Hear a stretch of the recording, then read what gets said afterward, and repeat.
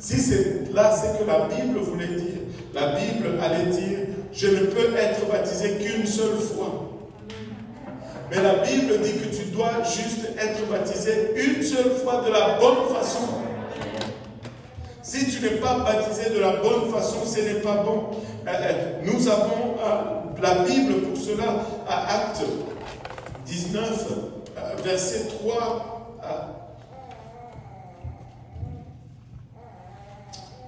On va le lire à partir du verset 1. Actes 19, 1 à 5. Si vous pouvez m'aider à le lire un peu rapidement. Pendant qu'Apollos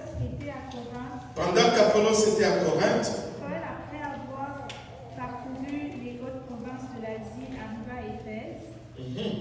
Ayant rencontré quelques disciples, il leur dit, avez-vous reçu le Saint-Esprit quand vous avez cru? Ils lui répondirent, nous n'avons pas même entendu dire qu'il y a un Saint-Esprit. Wow, regardez un peu ces gens.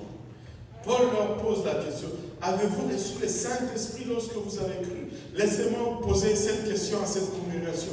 Avez-vous reçu le Saint-Esprit lorsque vous avez cru? Et ils ont répondu que nous n'avons même pas entendu dire qu'il y ait un Saint-Esprit. Ils étaient des disciples, pas de nouveaux convertis, des disciples.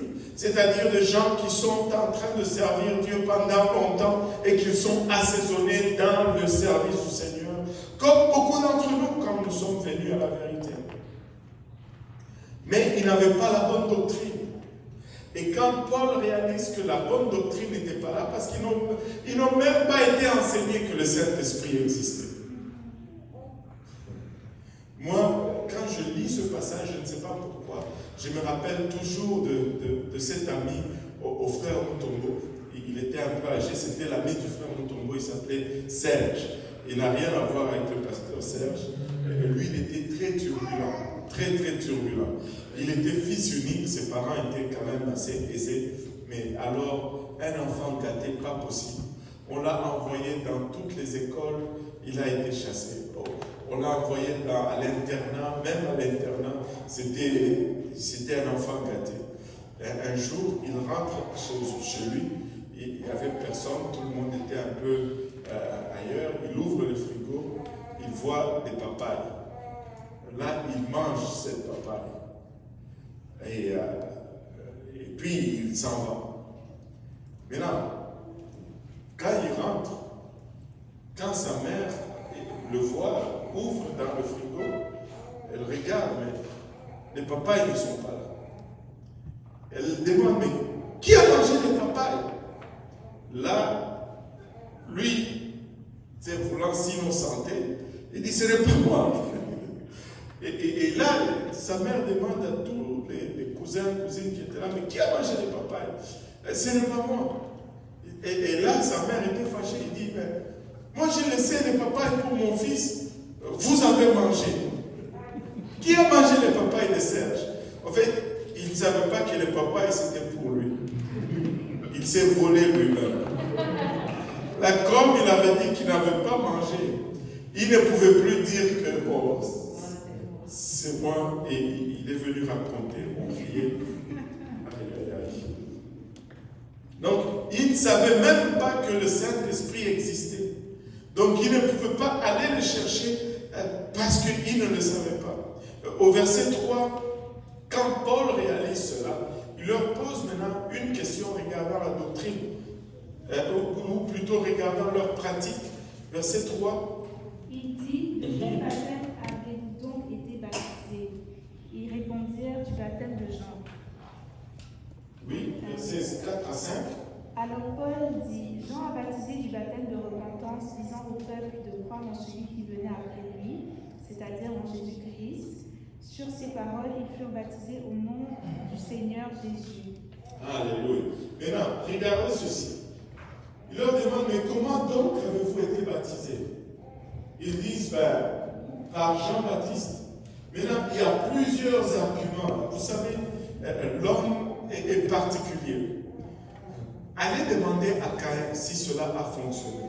Ça n'a pas fonctionné. Si tu ne fais pas selon ce que Dieu demande, ça ne va pas fonctionner. Et là, il leur demande, mais comment donc Et les gens vont toujours dire, mais... Et Jean, alors, il baptisait. Mais comment est-ce qu'il a baptisé? Regardez. Toi, tu ne sais pas. Et moi, je ne sais pas. Personne ne sait vraiment comment Jean baptisait parce qu'aucune part dans la Bible, il nous est donné la formule du baptême de Jean. Alors, on ne sait pas ce qu'il disait. Peut-être qu'il se taisait seulement. Mais Jean, c'est sûr qu'il ne pouvait pas dire au nom du Père et du Fils et du Saint-Esprit. C'était un juif. Amen. Il ne pouvait pas être trinitaire. Alors, alléluia. Maintenant, nous ne savons pas comment Jean a baptisé. Mais nous savons comment il n'a pas baptisé. Nous ne savons pas ce qu'il a fait. Mais nous savons avec précision ce qu'il n'a pas fait. Il n'a pas baptisé au nom de Jésus. Pourquoi? Parce que Romains 6 nous dit que nous sommes baptisés en sa mort. Or, Jean baptisait avant que Jésus ne meure. Donc, il ne pouvait pas baptiser au nom de Jésus parce que le nom de Jésus n'avait pas encore été disponible pour utiliser pour le baptême. Jésus n'était pas encore mort. Il n'y avait pas encore de mort associée au nom de Jésus-Christ. Donc, il n'y avait pas encore le pouvoir de rachat du péché associé à ce nom. Et Jean n'a pas baptisé au nom de Jésus. Parce que Jésus était encore vivant. Et donc, Paul, voyant cela, il dit, mais Jean a baptisé du baptême de repentance, disant au peuple de croire en celui qui venait après lui, c'est-à-dire Jésus. Sur ces paroles, regardez, ils n'ont pas dit, on va aller d'abord demander à mon pasteur pour savoir si cela est vrai. Non. Ils ont dit, sur ces paroles, ils furent baptisés au nom du Seigneur Jésus-Christ. Sur ces paroles, quand ils ont vu que c'était ça la parole de Dieu, on s'est fait baptiser non sur la parole d'un homme, mais sur la parole de Dieu. Alléluia. Sur ces paroles, ils se sont fait baptiser au nom du Seigneur Jésus-Christ.